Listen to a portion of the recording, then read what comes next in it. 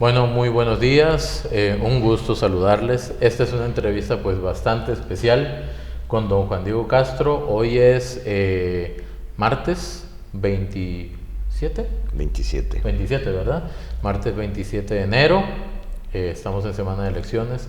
Don Juan Diego Castro, muchísimas gracias por su tiempo. No, a usted, don Richard, lo sigo con mucha atención y con mucho respeto. Muchísimas gracias.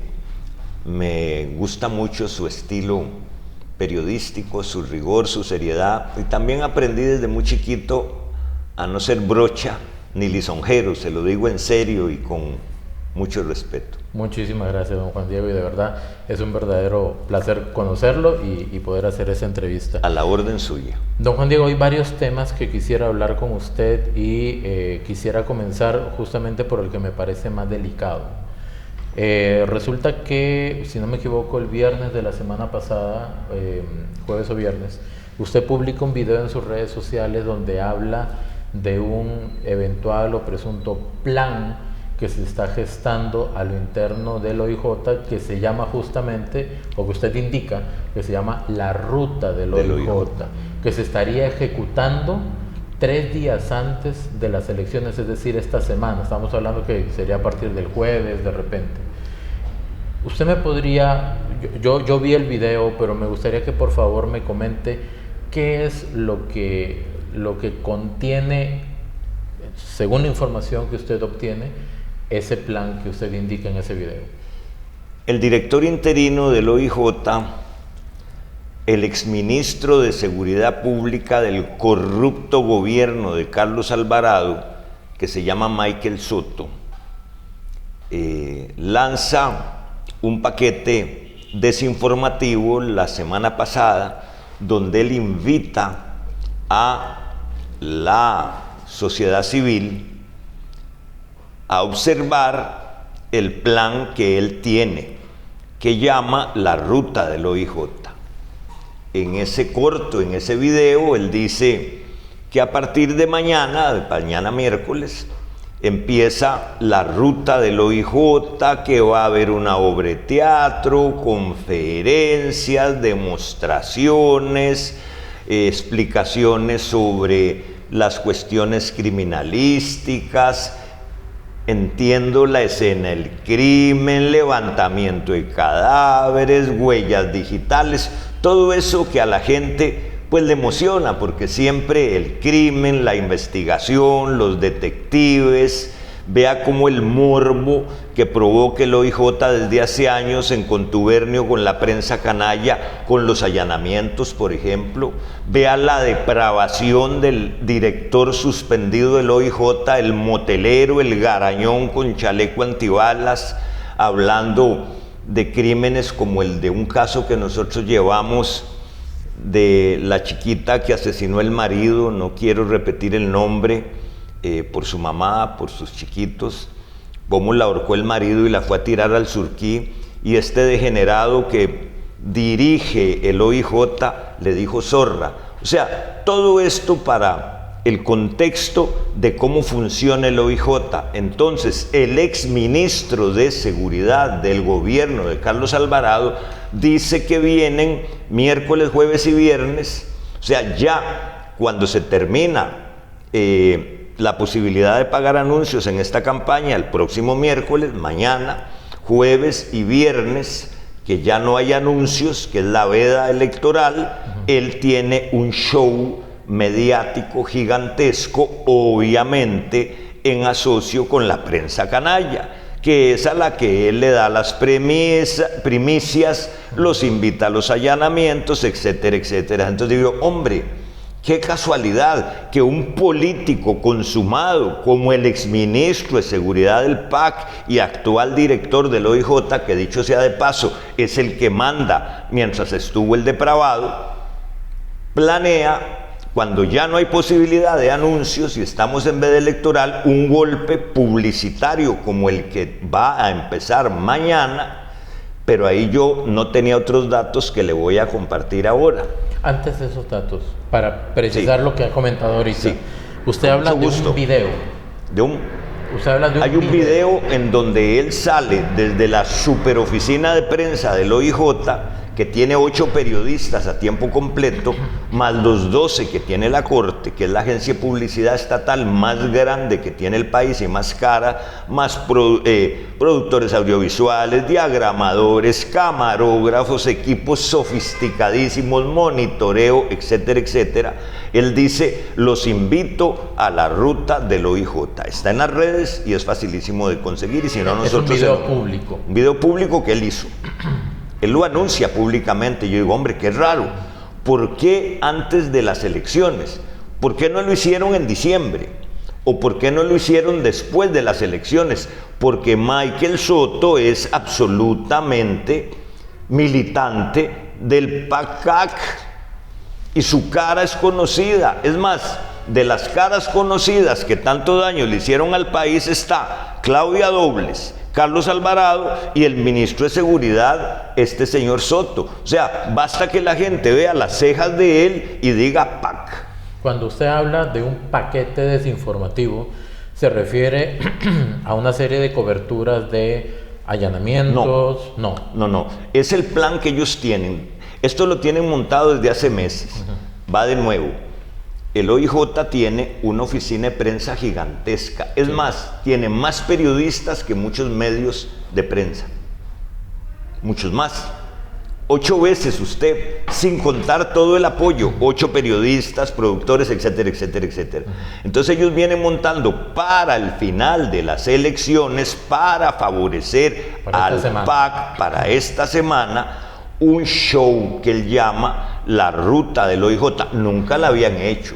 Ellos tienen un acto que no coincide con estas fechas, donde le dan medallas a los agentes destacados, premios, reconocimientos, etcétera, etcétera, como todas las policías del mundo. No, pero ahora Michael Soto, militante del PAC, es ministro del PAC, monta en el tiempo de la veda electoral un paquete para enseñarle a la gente qué hace al OIJ.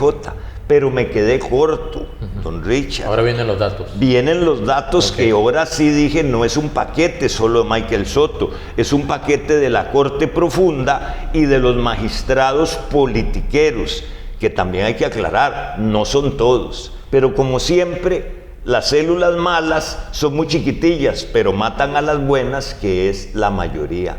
Ayer lanzan otros 2 bombazos. Michael Soto publica una carta dirigida al Ministerio de Hacienda pública, exigiéndole que le paguen 8.600 millones de colones al OIJ para nombrar más policías y fiscales. Perdón, que le paguen 8.600 millones de colones, que ayer hizo la carta pública en horas tempranas, está en las redes, diciéndole al Ministerio de Hacienda, ustedes me tienen que pagar 8.600 millones de colones para tener más policías y más fiscales. ¿Qué es eso? Un paquete político, electoral, propagandístico de la Corte Profunda para darle un huevazo al gobierno y decirle, vea, a pesar de que los homicidios bajaron en este mes de enero con relación a los eneros anteriores, ahora ustedes son los responsables de la inseguridad, porque no me han girado los 8.600 millones, pero ve el golpe. Es un monto extraordinario. No, es un monto que irresponsablemente los diputados aprobaron sin decir de dónde se va a tomar. Ahora, eso es Michael Soto, exministro del PAC, para favorecer a Claudia. No me cabe la menor duda, con apoyo de la Corte. Pero viene algo peor. Tercer huevazo. El Ministerio Público anuncia ayer que en un programa muy extraño, en un emisor de radio que no le cobra al Ministerio Público el espacio, no sé si es ilegal o no, si es contra la ley de enriquecimiento ilícito o es tráfico de influencias, es otra cosa, anuncian un programa que no tuve tiempo de ver. Yo, además de la campaña, trabajo en mi profesión, donde el tema del Ministerio Público es la Fiscalía General y las elecciones presidenciales. O sea, ¿cuándo hemos visto al Ministerio Público hablando en campaña electoral sobre las elecciones presidenciales desde el punto de vista del Ministerio Público? Otro huevazo politiquero de la Fiscalía General y de la Corte Profunda. Entonces es un combo planeado por la estructura politiquera y corrupta del Poder Judicial para golpear en estos días. Don Juan Diego, alguien podría preguntarse de repente cuando se escuchan este tipo de planteamientos que usted hace, ¿hasta qué punto es una hipótesis, por ejemplo? ¿Hasta qué punto hay certeza de lo que pueda pasar? Y evidentemente, pues usted tiene más de 40 años en su profesión, tiene mucha cercanía con el sistema judicial como tal. Me imagino que también debe recibir información. Quizá. Hay mucha gente buena en la Corte, pero muchos. Yo diría que el 98% son buenos.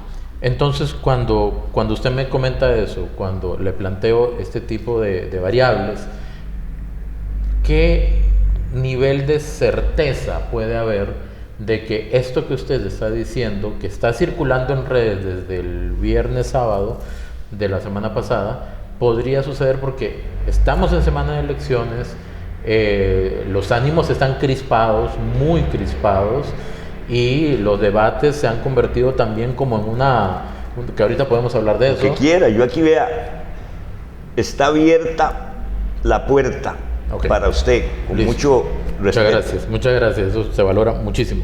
Entonces, ¿qué nivel de certeza puede haber de que esto suceda y con el propósito que usted está indicando? Su pregunta es muy interesante y muy picante. Y los abogados, que son 35,000 ya inscritos en el colegio, no son buenos para las matemáticas. Yo sí. Yo soy bachiller en ciencias del año 72 del colegio nocturno y era muy bueno en álgebra y en trigonometría. Y aprendí muy bien a lo largo de 47 casi ya de ejercer la profesión, 47 años, a sumar y calcular y precisamente a determinar el nivel hipotético y el nivel real de mis tesis de acusación, porque he sido fundamentalmente un abogado acusador. Yo tengo certeza plena, absoluta, 100 sobre 100, de que este es un plan político electoral de Michael Soto, militante del PAC. Él es un zoón politiquero, no zoón politicón. Le encanta la política, le encanta manipular, le encanta desinformar. Tanto ha desinformado don Richard que él recibe el premio de ser ministro de Seguridad Pública por una maniobra asquerosa. Cuando el gobierno de Luis Guillermo Solís libera 6,000 reos condenados del sistema penitenciario de la manera más irresponsable, acogiendo las tesis abolicionistas de su ministra de Justicia, doña Cecilia, la mamá de don Celso, que fue la ministra de Justicia de Luis Guillermo. Y Celso ocupó puestos en el gobierno de Luis Guillermo, en el gobierno de doña Laura y en el gobierno de Carlos Alvarado. No sé si ya había salido o no, pero si era un chico PAC. No olvidemos que cuando se arma la campaña, la campaña de Luis Guillermo Solís, la decisión de que Luis Guillermo sea el candidato del PAC, después de que era secretario general de Liberación, se toma en el desayunador de la casa de doña Cecilia Sánchez.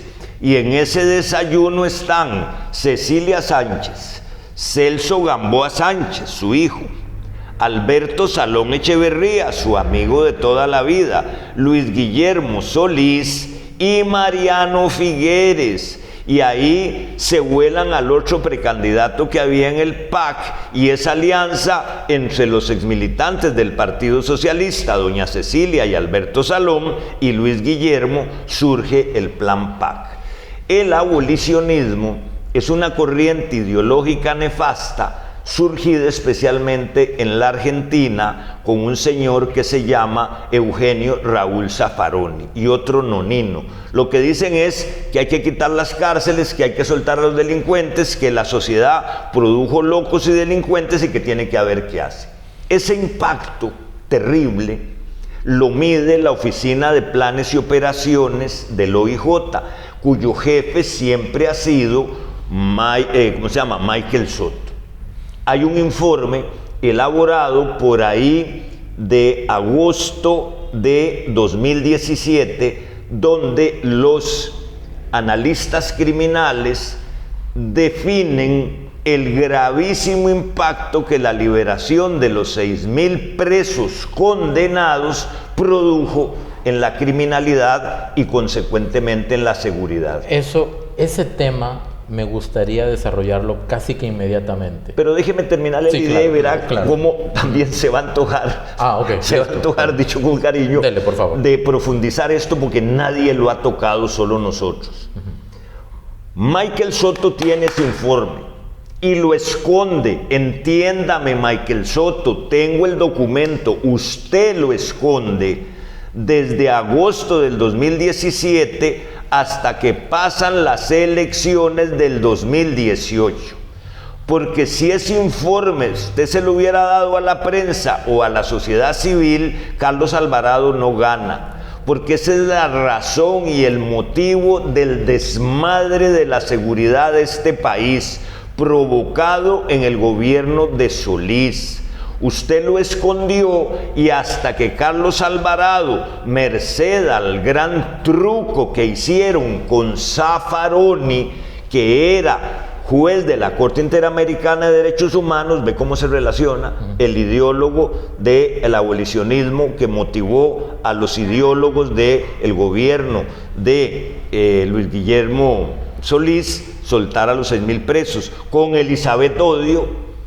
Dan la opinión consultiva sobre el matrimonio gay y hacen un clivaje en donde yo volé en pedazos como candidato en el 2018, no solo por eso, sino porque La Nación ataca a Fabricio, que estaba empatado conmigo a mediados de enero del 18 en el primer lugar, y le dicen que Ronnie, el gurú de Fabricio, decía que la negrita de Los Ángeles era satánica.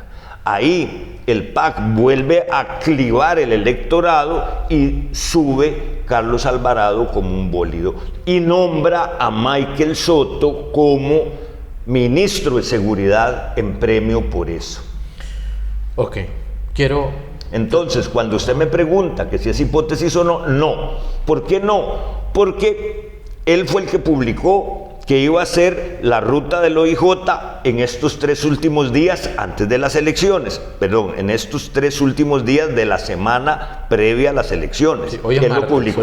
Hoy es martes, mañana empieza, pero no se pudieron aguantar, don Richard. Ayer mandaron los otros 2 bombazos, desde el lunes están en campaña politiquera, han convertido el edificio del OIJ en una plaza pública asquerosa, porque ayer lanzan un comunicado público diciéndole al gobierno que le pague los 8.600 millones. ¿De dónde? Que es un plan que tenía Liberación y los diputados de oposición en asamblea de autorizar ese giro sin fondos, como hablan en los debates este montón de charlatanes. Al mediodía, en Radio Colombia, un programa de la Fiscalía General sobre elecciones presidenciales y Ministerio Público. Y mañana empieza el show de la obra de teatro, de las exposiciones, de las conferencias, donde la prensa canalla va a publicar las partes que van a beneficiar al PAC-CAC.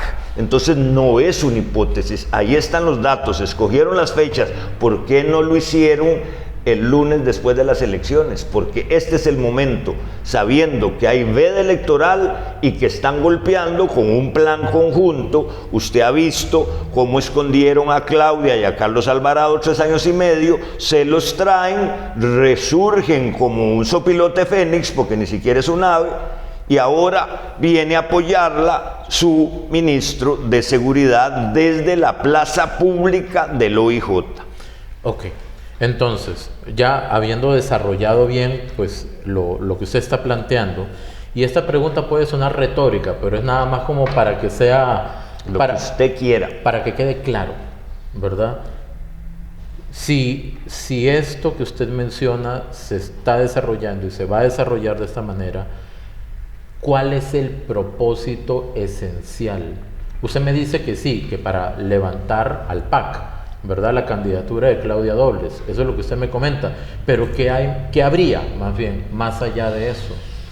¿Qué viene detrás? Yo tal vez no lo dije bien. Yo pienso que la consecuencia, que no les va a funcionar porque estamos ante otro nivel de conciencia civil en Costa Rica, ¿verdad? Sino que la sucia intención es golpear al gobierno. Nosotros hemos probado, y digo nosotros en el Partido Compatriotas, que el 95% de los delincuentes denunciados ante el Poder Judicial en lo que va del siglo, o sea, en el último cuarto de siglo, los delincuentes denunciados por todos los crímenes, desde la corrupción hasta el narcotráfico, robos, violaciones, la Corte solo condena a don Richard al 5%. Imagínese el daño que hizo Luis Guillermo Solís con otro ministro que era exdirector del OIJ, porque el PAC siempre buscó a la gente del OIJ. Vea qué curioso. El OIJ, como es una agencia de publicidad gigantesca, genera líderes políticos. Doña Linet, por ejemplo, llegó de la dirección del OIJ a la vicepresidencia de la República con don Abel Pacheco en el 2002, sin haber sido ni síndica municipal. El señor Mata, me acordé el nombre, se me había olvidado, fue junto con Celso Gamboa los jefes del Ministerio de Seguridad Pública con Luis Guillermo. Carlos Alvarado habló bellezas de Celso también. Ellos tenían tomado el Ministerio de Seguridad. Entonces, al plantear este plan de propaganda que yo le llamo de manipulación desinformativa en la semana preelectoral, no tiene otro objetivo que golpear al gobierno. ¿Con cuál tema? Con el tema que nos tiene horrorizados a todos los costarricenses, la injusticia, que es la enfermedad y ellos la ocultan, y el síntoma, que es la inseguridad. ¿Dónde está el truco de un manipulador con un equipo gigantesco de prensa canalla judicial y de otros manipuladores que tiene la Corte Profunda en este momento? Señalar al gobierno de la República como el responsable de la criminalidad, ocultando que fue el PAC el que soltó 6,000 condenados. Para que usted tenga una idea, sé que le gustan los números.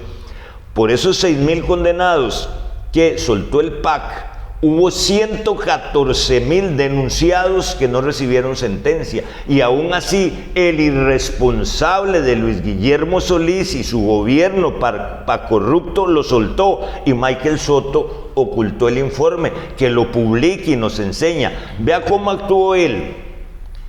En enero del 2018 tenía escondido el informe sobre el impacto de las 6,000 golondrinas, que dicho sea de paso, yo fui el que le puse golondrinas a esos liberados. Si le interesa le cuento después por qué. Y ahora le da vuelta a la tortilla y lanza él con la Corte Profunda: no podemos trabajar porque nos faltan 8,600 millones. Charlatán. Si ustedes tienen 25 años de liberar al 95% de los denunciados, no sea charlatán. Usted le puede meter 1,000 policías más al OIJ y 1,000 fiscales más, y con las leyes que tenemos y la monstruosidad del Poder Judicial condenarán solo al 5%. Echarle plata al Poder Judicial es como echar agua en un canasto, mientras no hagamos la reforma que nosotros presentamos desde marzo de hace 2 años. Ahorita quiero llegar a la reforma y quiero plantearle un escenario, usted me dirá si estoy equivocado o no. Con gusto. Estaba revisando las estadísticas del Ministerio de Justicia, específicamente las estadísticas de homicidios dolosos. Me imagino que son los asesinatos. Son los asesinatos. Ok, bien. En homicidios dolosos se ve que hay un punto de inflexión en el 2014, por ahí de finales del 2014, donde se puntean o repuntan o brincan, ¿verdad?, a niveles superiores a 500. Esa tendencia, así como el marcador de un corazón, ¿verdad?, se mantiene durante 8 años, durante los 2 gobiernos del PAC completos, ¿ok? Incluso en pandemia. Hay un brincoteo constante en esa estadística. De hecho, el gráfico se ve, la línea roja que va por debajo de la media, en el 2014 brinca y sobrepasa la media hasta el 2022, y en el 2022 ya repunta la situación que en este momento estamos viviendo. Y yo estaba buscando también datos sobre este mismo tipo de crímenes, pero a nivel latinoamericano, y en el 2022 hay como un repunte en muchos países. Solo en El Salvador no, porque estaban con estado de excepción, pero estaba Ecuador, que le tienen mucho miedo a algunos políticos al estado de excepción. Parece. Estaba Ecuador, estaba Venezuela, estaba Argentina, estaba Perú. O sea, fue como una epidemia, ¿verdad?, que se generalizó. Pregunta, don Juan Diego, ¿cuánto tiene que ver eso que usted está planteando de las 6.000 golondrinas, que usted lo bautizó así, y cuánto tiene que ver también el cambio en el tipo de negocio de los carteles de la droga en Sudamérica cuando se desintegran los grandes carteles y se hacen carteles más pequeños? En las ciencias penales y especialmente en la criminología hay un concepto que casi no usamos pero que es muy bonito: criminogénesis. ¿Qué produce la criminalidad? Y hay cantidad de teorías para que nos tomáramos otro café un día de estos después de las elecciones, porque yo creo que para su público va a ser muy entretenido y a mí me encantaría conversar con usted. Muchas gracias. Hay teorías que vienen lindísimas, por ejemplo la teoría del delincuente nato de un señor Lombroso que en el siglo XIX se inspiró en las teorías de Charles Darwin. Entonces él creía que había un eslabón perdido y descubrió a un asesino de una cárcel italiana que se llamaba Vilela. Entonces lo describió de brazos casi hasta las rodillas, pómulos, saltones y un huequito aquí en la cresta occipital media. Vilela. También Francisco Pizarro, el conquistador de Perú, tenía ese huequito. Entonces él dice, ese es un delincuente nato. Después vienen las teorías sociológicas de otro italiano, Enrico Ferri, que tenía una teoría terrible, decía que a más calor, más criminalidad. Después vienen las teorías más evolucionadas, por ejemplo, el labeling approach, el etiquetamiento.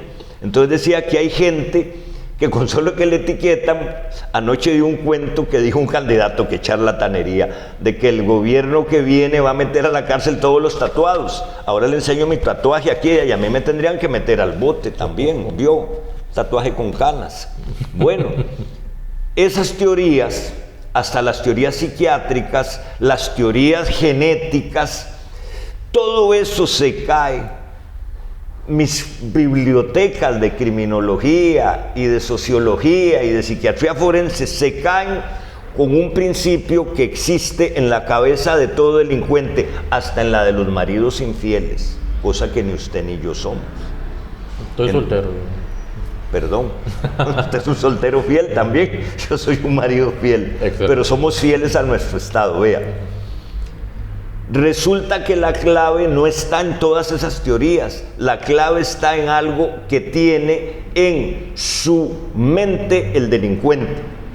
No me van a atrapar. ¿Por qué se la juegan los infieles? No me pesca mi pareja.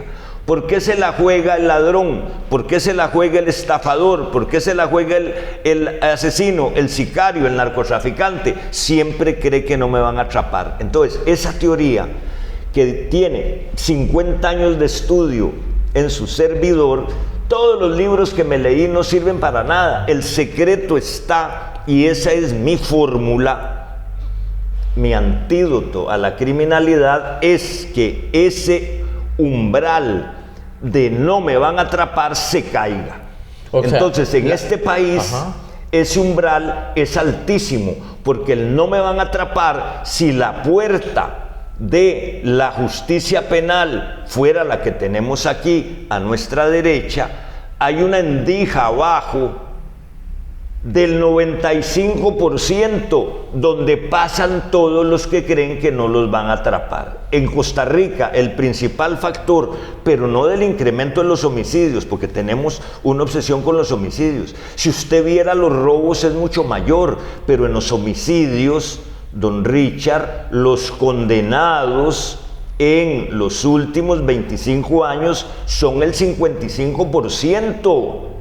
O sea, de cada 100 homicidios, 45%, perdón, los que quedan sin condena, asesinos, sicarios de, como dijo usted, homicidios dolosos, o sea, homicidios intencionales, artículo 111 del Código Penal, más de la mitad queda sin condena. ¿Cómo? Si hay un muerto. ¿Por qué no condenaron? ¿Por qué no condenaron al asesino de aquella doctora? ¿Por qué no condenaron al asesino de la otra doctora? ¿Por qué no condenan a un montón de asesinos? ¿Por qué cuando nosotros hemos llevado casos de servicio social como los femicidios de Heredia, siempre les han metido 50 años? ¿Por qué? Porque el Ministerio Público no sirve, porque la Corte no sirve, porque tenemos un esquema terrible de poder judicial monstruoso, que es el único en el mundo que tiene todo allá adentro. Fiscalía, policía, peritos, medicina legal y defensa pública y sala cuarta. Entonces, lo que sucede en el geocrimen, como geopolítica a nivel continental, usted lo ve desde Estados Unidos para acá. ¿Cuántos presos tiene los Estados Unidos? 2 millones de presos y nadie chilla, con pena de muerte. Aquí, en El Salvador, yo los veo diciendo, uy, no queremos Bukele. Bajaron a 0 los homicidios. Solo hay una fórmula, y con Bukele o la fórmula salvadoreña se comprueba mi teoría. Mientras el umbral de a mí no me atrapan, porque hablando de atracos, en los robos de este país solo el 2% es condenado. En las estafas solo el 2%, en las violaciones solo el 18%. Entonces, ser violador aquí, usted tiene un riesgo de ir a la cárcel del 88%. Ser ladrón aquí, usted tiene un riesgo de ir a la cárcel del 2%, es al revés. Entonces, el crimen organizado tiene un gran impacto, porque si aquí tuviéramos estadísticas judiciales serias, porque son una charlatanería, que nos digan qué pasa con los 100 denunciados del año 2025, ¿por qué condenaron solo a 5? ¿Qué pasó con los otros? ¿Cuáles conciliaron? ¿Cuáles pifió la policía? ¿Cuáles pifió el Ministerio Público? Recuerdo una vez más a nuestra sociedad civil. La enfermedad es la injusticia. El Poder Judicial está colapsado. Estoy hablando de penal. En materia de familia, en materia de pensiones, en materia laboral, en materia de cobros. O sea, aquello es un relajo. A la Corte llenándola de un montón de gente más, con más plazas, no se arregla el problema, porque tenemos una Corte vagabunda, sinvergüenza, repito, Corte profunda, no todos los magistrados que quieren hacerlo todo. Hay que separar el Consejo superior del Poder Judicial y que los magistrados dejen de nombrar jueces, de nombrar fiscales, de nombrar todo, que haya un ente administrativo. Pero el gran problema de la criminalidad aquí no es solo el narcotráfico, el crimen organizado, no, es el tremendo umbral de impunidad. El principio de los criminales no está escrito en los libros de sociología, psiquiatría, victimología. Está inscrito en lo que está pasando aquí. A mí no me atrapan, yo delinco. Entonces la impunidad viene a ser como el abono que fortalece justamente todo lo que hace el crimen organizado y la criminalidad en general. Más que el abono. Es la certeza. Es el combustible. Es el combustible que incendia nuestra sociedad, porque la impunidad es tan terrible y algunos compatriotas estos días que han dado de pueblo en pueblo, de cantón en cantón, viera usted qué bonito el cariño y el mensaje nuestro que ha llegado, que hay que barrer el Poder Judicial. Los ciudadanos que conversan conmigo, a mí me gusta hablar en español, el plural son los ciudadanos, me dicen: Juan Diego, es que nos está matando la injusticia. Mire qué barbaridad, sueltan a todo el mundo. Ayer apareció una chiquita de 11 o 12 años embarazada y violada y la jueza soltó al violador y la gente se asusta. No, es que al 88% de los violadores los sueltan los jueces. Entonces, ¿es correcto hablar de inseguridad o es mejor hablar de injusticia? De injusticia. Yo digamos que la idea la resumo en estas palabras. La inseguridad es el síntoma. Yo tengo un dolor terrible aquí. Ese es el síntoma, el dolor. ¿Cuál es la enfermedad? La muela que tengo podrida. La muela podrida en este país se llama Poder Judicial. Y hay que sacarla. Hay que sacarle todo lo que no sea de los jueces. Repito, el único poder judicial del mundo que tiene a los fiscales, a los policías, a los peritos, a los defensores públicos y a los jueces constitucionales es el de Costa Rica. Ok, ya que entró en ese tema, ahora sí me gustaría como graficarlo verbalmente. Como quiera. ¿Verdad? Esa reforma que usted considera, luego de toda la investigación que ha realizado, de toda su experiencia, ¿verdad?, en su rama, ¿cuál es la reforma que necesita el Poder Judicial, partiendo incluso de lo que usted dice, que es el único Poder Judicial que tiene un montón de microinstituciones allá adentro que de repente deberían estar por aparte? En este librito que usted, antes de que empezáramos el programa, Proyecto de Ley de Equilibrio Republicano y Reforma, un zancudo, y Reforma Sistémica del Poder Judicial. Ese zancudo, ¿sabe cómo se llama? No, corte profunda. Ok, gracias. Igual lo pica. Este librito, que bien decía usted cuando me decía: ay, Juan Diego, es una tesis. No. Yo he pasado por el tema de las tesis y he sido un estudiante apasionado. Yo soy licenciado en Derecho de la UCR de 1979. Tengo un posgrado en Ciencias Penales de la UCR del 84. Tengo un doctorado en Educación de La Salle del 2017, ya viejo y después de mi cáncer. Pero esta es mi supertesis. Aquí, con el equipo de trabajo, que investigamos durante 2 años cómo redactar los proyectos de ley para convertir el Poder Judicial en un Poder Judicial de un país del primer mundo. Imaginemos una maqueta, el Poder Judicial. ¿Qué hay que sacarle, qué hay que ponerle de acuerdo al estudio? No, ya no hay que ponerle nada, tiene mucho. Hay que sacarle todo, menos la administración de justicia. Y separar a los magistrados de la administración, como en poderes judiciales. Pongo el ejemplo del Poder Judicial español. El Consejo Superior del Poder Judicial en España no está lleno de magistrados. Son administradores que van a dirigir cómo opera. Vea qué malos administradores son los magistrados. Solo para ponerle un ejemplo que usted puede ir a ver cuando quiera. Un edificio precioso que hicieron al costado norte de la Corte Suprema de Justicia. Es una belleza de edificio, alta tecnología, cristales, es bello. Se llama la Torre Civil. Costó 25 millones de colones. Dólares. Dólares, sí, claro, un pequeño detalle. 25 millones de pesos se los ganan 3 magistrados en un mes. 25 millones de dólares para acelerar la jurisdicción civil. No está siendo ocupado ni por la cuarta parte de los empleados que ahí tienen escritorio, porque desde la pandemia la Corte instauró otra alcahuetería que la practican muchos magistrados.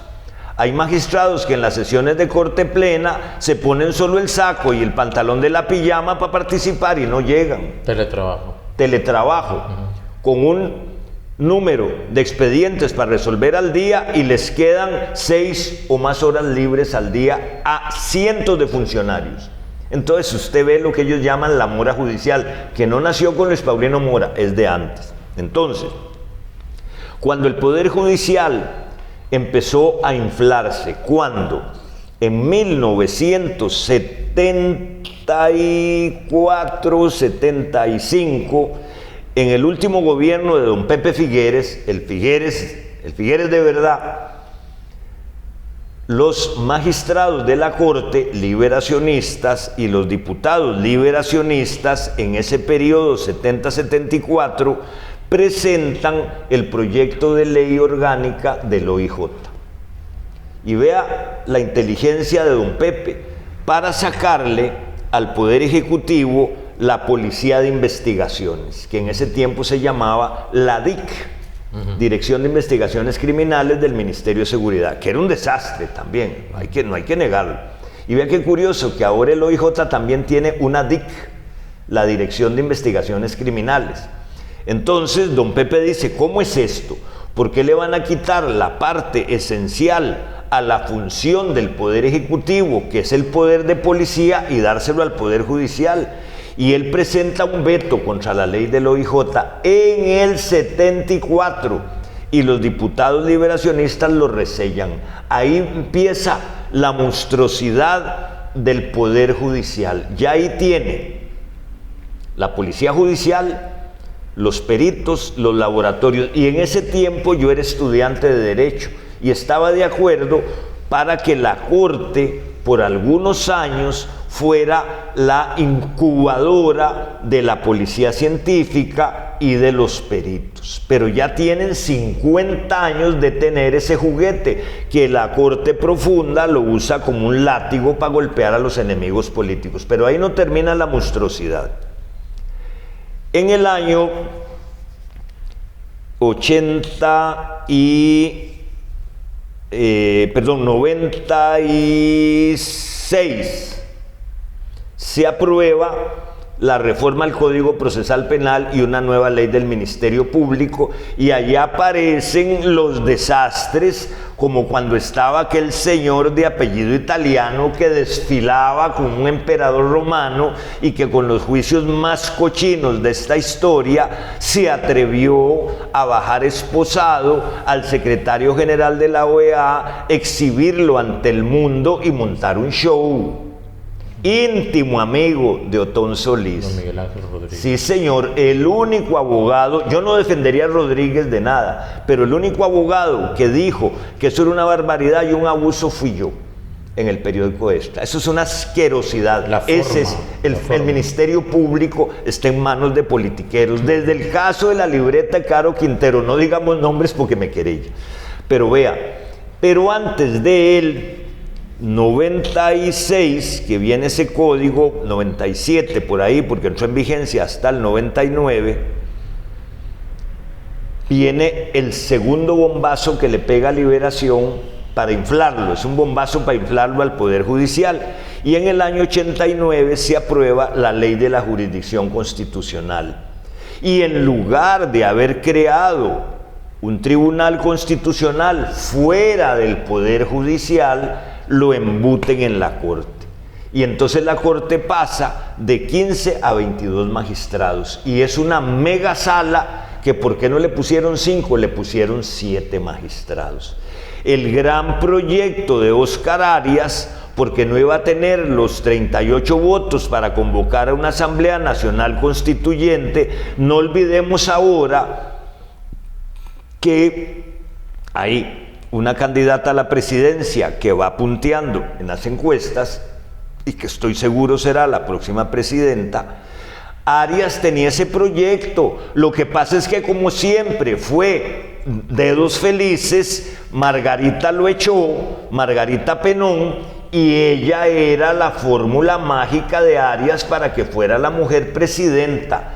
En la campaña, en la pre-campaña de el 93 para las elecciones del 94, en Liberación Nacional, vean los precandidatos que hay: Rolando Araya, don José Miguel Corrales Bolaños, un señor; Margarita Penón, de Arias, la fórmula mágica, y José María Figueres.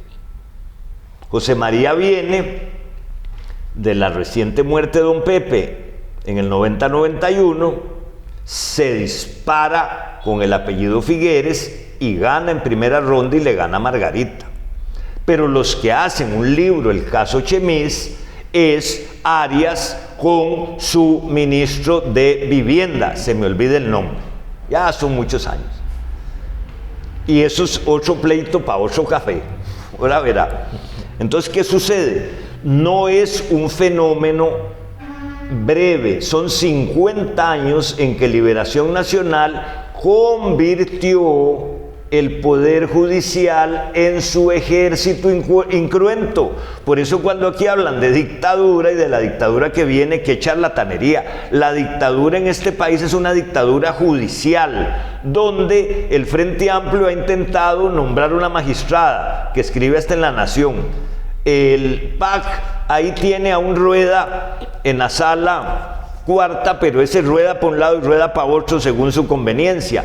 Pero lo grueso de los magistrados de la Corte son de Liberación y la Unidad. Y la jefa de la Corte Profunda es Patricia Solano Castro, directamente conectada a Carlos Ricardo Benavides y a los dos Arias. Entonces, todo ese monstruo solo tiene un remedio.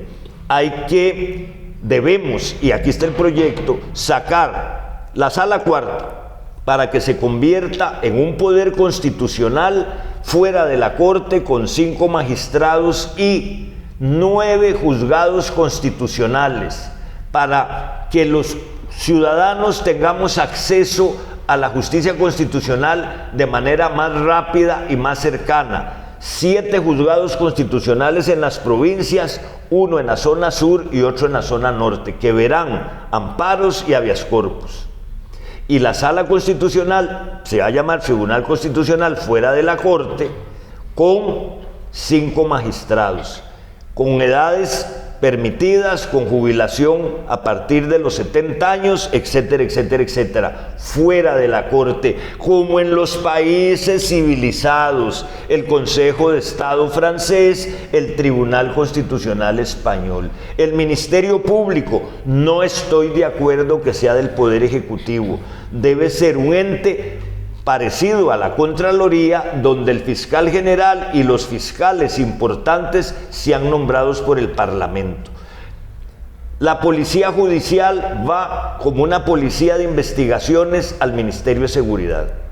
Los laboratorios y medicina legal van a un instituto de medicina legal y ciencias penales autónomo, de nivel académico, fuera, porque ahora es malsano que el mismo director del OIJ, el exministro de Seguridad del PAC, sea el jefe de los policías, el jefe de los peritos médicos legales, que tienen en medicina legal a un jefe que Ave María, y el jefe de todos los demás peritos que existen, desde dactiloscopía, química, física, etcétera, etcétera, etcétera. Entonces, un instituto fuera, la policía para allá. La defensa pública, que también es otro foco de politiquería, porque ahí Patricia Solano puso a su gran amigo, el ex juez jubilado, que tenía una boutique en el Tribunal Primero Penal de San José, Juan Carlos, que lo quería ser magistrado y se le cebó. Eso va para la Defensoría de los Habitantes.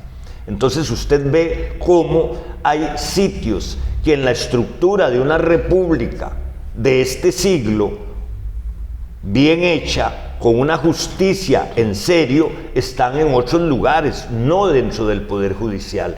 Eso obligaría a que los niveles de eficiencia de la administración de justicia suban. O sea, estaríamos... Lo enredé mucho. No, yo la verdad me iba imaginando el sector donde está la corte, ¿verdad? Y visualmente viendo edificios que se retiraban un poquito de ahí para... Y una cosita que se me olvidó que hay que quitar de ahí, hay que arrancar las bolas de Luis Paulino Mora. Las bolas de Luis Paulino Mora, que en paz descanse, son 2 bolas de piedra que pusieron ahí en la Plaza de la Justicia. Hay que llevarlas a otro lado. No lucen 2 bolas ahí con un pico parado exactamente encima del OIJ. Ok, entonces, resumiendo esquemáticamente, usted lo que propone es sacar al OIJ del Poder Judicial, ¿cierto? Sí, señor. Sacar a la Sala Cuarta, la Sala Constitucional Sí, del señor. Poder Judicial con sus respectivos juzgados. Que no existen, nosotros los vamos a creer. Ok. ¿Qué más? Los laboratorios. En la Fiscalía General. Bueno, la Fiscalía General de la República, donde está el fiscal general Carlos Díaz en este momento, también independizarlo. El OIJ con sus 3 ramas, los policías para el Ministerio de Seguridad y las otras 2 ramas que son peritos y médicos forenses para un instituto independiente. El Ministerio Público fuera como un Ministerio Público autónomo del estilo, no es igual, del estilo de la Contraloría, que lo nombre el Ministerio Público. Y otro detalle que no quiero dejar por fuera, el nombramiento de los magistrados que conformarán el poder electoral. Estamos planteando que tengamos 5 poderes, los 3 tradicionales, más el poder constitucional y el poder electoral, serían nombrados también por la Asamblea Legislativa. Y aquí hay algo muy sencillo. Que en este momento los nombra la Corte Suprema Entonces, de Justicia. hay gente que me dice, pero Juan Diego, es que si lo llevamos a la Asamblea Legislativa se va a politizar. Les digo, pues, vean, no es así. La Asamblea Legislativa nombra 22 magistrados y 22 magistrados nombran 5 magistrados del Tribunal Supremo de Elecciones. No es mejor que el Tribunal Supremo de Elecciones lo nombren entre 57. Tendrá que haber más discusión para escogerlos bien. Sí, porque en ese momento son 22. Sí, ¿verdad? La Corte tiene en este país un poder desmesurado, malsano, indecente.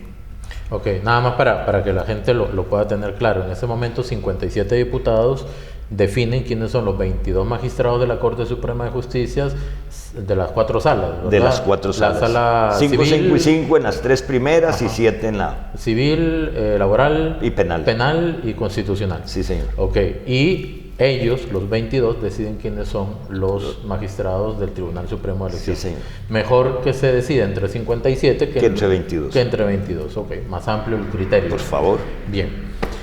Con periodos siempre más cortos, no de 8 años, la reelección de magistrados no será automática, vamos a reducirlas a la cuarta. Hay 140 letrados que ganan un promedio de 3 millones de colones al mes. Aquí tenemos otro de nuestros proyectos, que es quitar los jueces de casación sin rostro.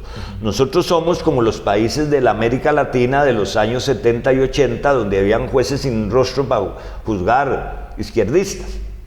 Aquí las sentencias de las salas de casación, las 3 primeras y las salas constitucionales, no las redactan los magistrados, las redactan sus letrados, que son abogados letrados que los magistrados nombran a dedo para que les haga el trabajo, pero no firman los fallos. Entonces, si le tienen que resolver a usted un recurso de casación en materia laboral, usted no sabe quién lo falló, lo firman los 5 magistrados, pero yo no tengo derecho, como lo tengo en las otras jurisdicciones, de decir si ese juez o ese auxiliar o ese secretario es enemigo mío o es pariente de la contraparte, yo lo recuso. Aquí no puedo.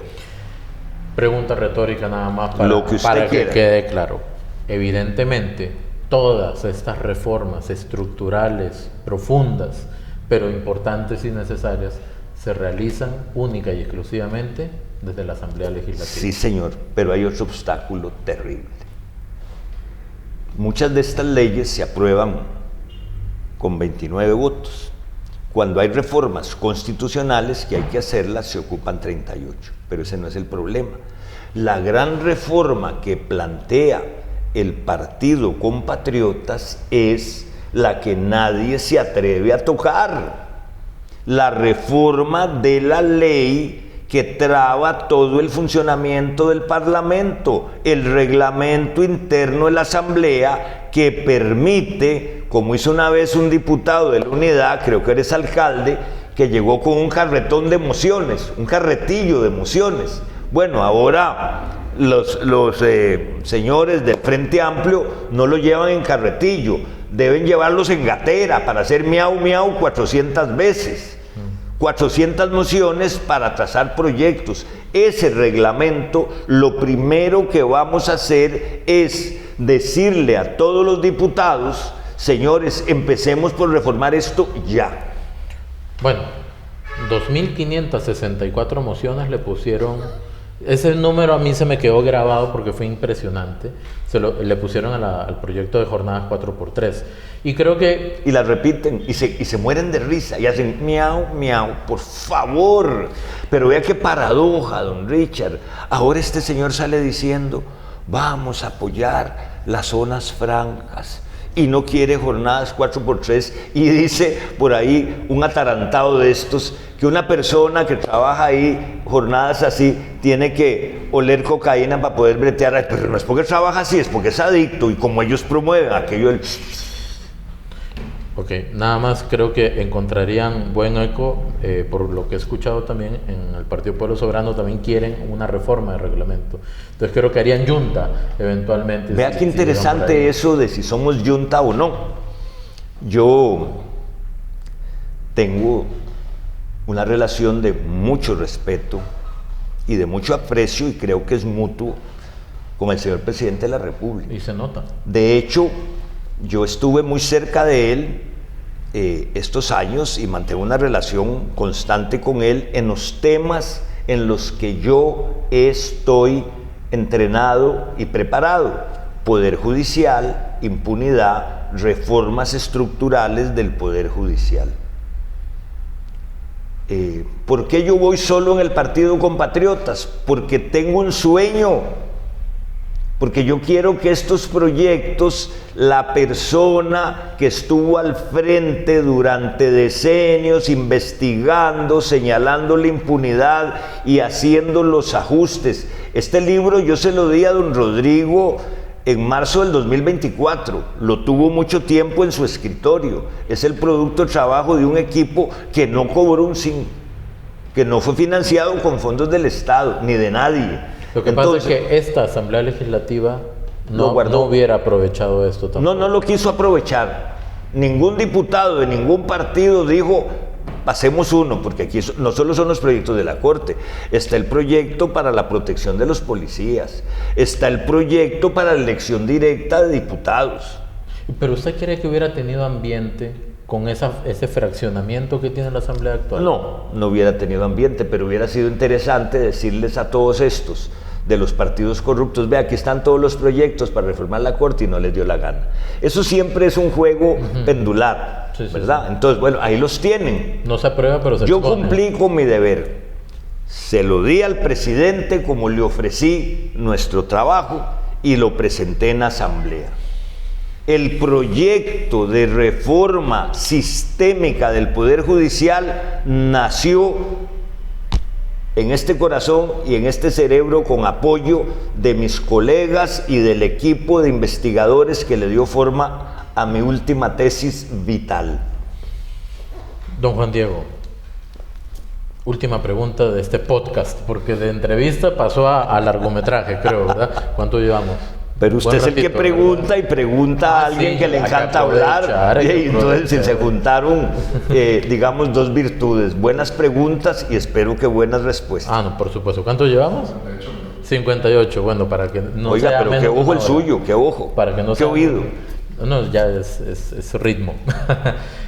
Don Juan Diego, ¿cómo ha visto los debates presidenciales? Ay, no me esperaba esa pregunta. El último debate fue el del día de ayer en la noche, el de Colombia, ¿verdad? Sí. entre José Aguilar Berrocal, así en el orden, Sí. doña Laura Fernández, Álvaro Ramos, Claudia Dobles, Ariel Robles y Fabricio Alvarado. Casi no veo debates. A mí me parecen innecesarios. También me tocó vivir los debates con la prensa canalla. En mi libro loscanallas.info yo narro, por ejemplo, lo que me hizo Ignacio Santos de manera vil y antiética, lo que me hizo Yenani Villanueva, lo que me hizo otra entrevistadora que le dictaba a Constantino Urcullo las preguntas aquí por el pinganillo, se llama eso que se ponen aquí. Sí. Suena raro, va, pinganillo, pero bueno, es como un audífono. Sí, el frijolito. El frijolito. Bueno, era como... cuando yo veo partes, pero la de anoche sí la vi, aunque estaba un poco cansado porque habíamos andado visitando algunas comunidades donde, dicho sea de paso, a mí no me gusta hacer esa pelota ahí de banderas, sino que me pongo a caminar en las ciudades, en los pueblos, y viera cómo reacciona la gente de cariñosa, y a mí me emociona, porque somos el único partido que no va a gastar un 5 de la deuda política. Hoy estamos diciendo en nuestras redes: somos diputados sin usureros y sin titiriteros. Nosotros no le vamos a dar a un banco. Vea qué curioso, para contestar la pregunta suya, y ese banco que financia a los partidos. Hay 4 partidos que ha venido financiando el Banco Baruch BCT-CR hoy, en las últimas 3 campañas. Miles de millones de colones que el Tribunal Supremo de Elecciones nunca le ha preguntado de dónde es ese dinero. ¿Quién es el que pone los fondos del BCT? Habrán extranjeros, ¿de dónde viene?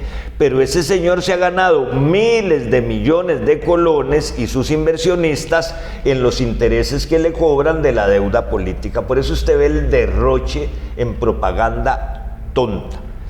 En esos debates, y en uno que sí vi un pedazo y realmente tuve que tomarme un café caliente, fue en el antidebate, donde hablaron de cremoletas y de birras. Dios mío, ¿a qué pueblo le están hablando estos señores? Los 4 partidos financiados por el BCT, PLN, PAC, que esta vez no le dieron plata porque también había hecho una estafa al tribunal, pero sí le financiaron las 2 campañas anteriores. Partido Unidad, que desapareció, se convirtió, como dice Leslie, en un perro de yeso, y el Frente Amplio.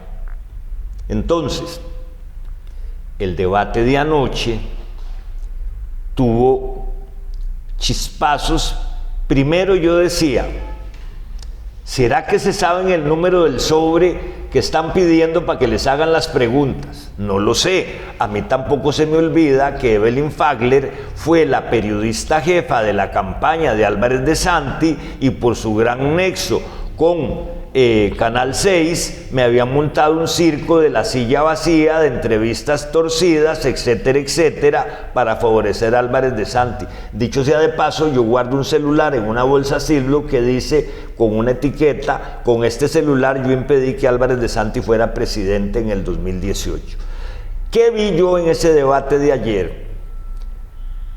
Las posturas, las mentiras, los discursos, la ingenuidad o la locura. Vamos a arreglar la seguridad con 6,000 policías. Señor, eso es mentira. Mientras no funcione el Poder Judicial, pueden venir las fuerzas especiales que se llevaron a Maduro y aquí no va a haber remedio a la criminalidad. Dicho sea de paso, me llamó mucho la atención oír al Frente Amplio diciendo: nosotros no apoyamos ninguna dictadura como la de Nicaragua o como la de Venezuela o como la de Cuba. ¿A quiénes les están hablando?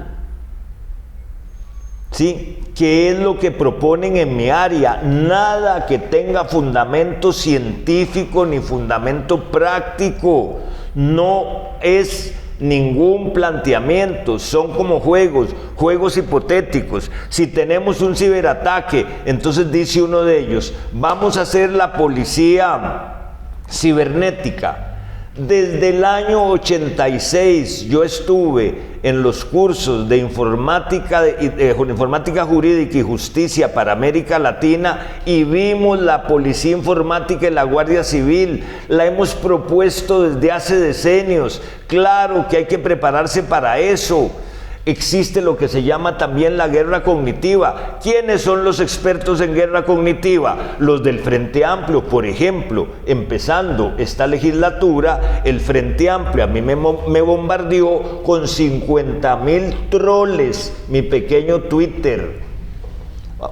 Todo lo que se dice en los debates, aparte de algunos chispazos con gracia y aquel bombazo que mandó doña Laura, que la vi serena, firme, clara, como una persona que está muy bien asesorada. Me llama mucho la atención el señor Berrocal, yo lo veo con aquella inquietud, aquel brío, pero no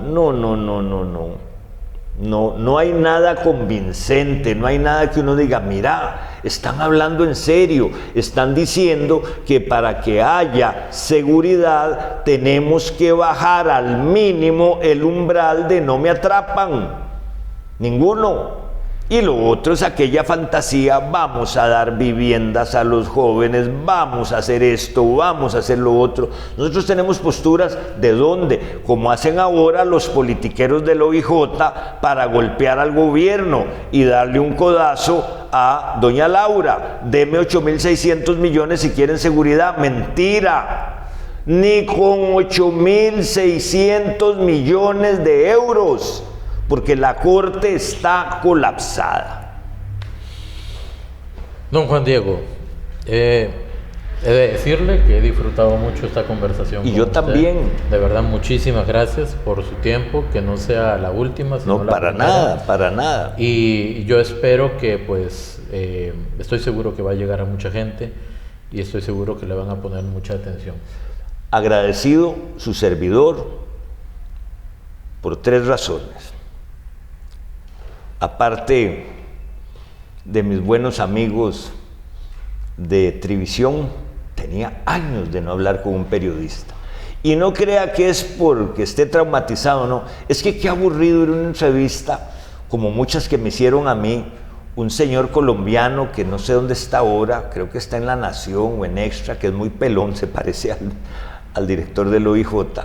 Qué manera de irrespetarme cuando estaba en Radio Colombia. Ignacio Santos, qué tipo tan tramposo después de haber sido mi amigo y mi cliente durante años. Y ahí puedo pasar, con el nivel de pachuquismo del Seminario Universidad. La gente del Canal 15, que montaron un programucho que se llamó Suave un Toque. Ahí tengo al director de Canal 15 todavía embargado y demandado por lo que hicieron. Cuando uno habla con un periodista de su nivel, de su rigor y de su respeto, pues uno queda con ganas de seguir conversando.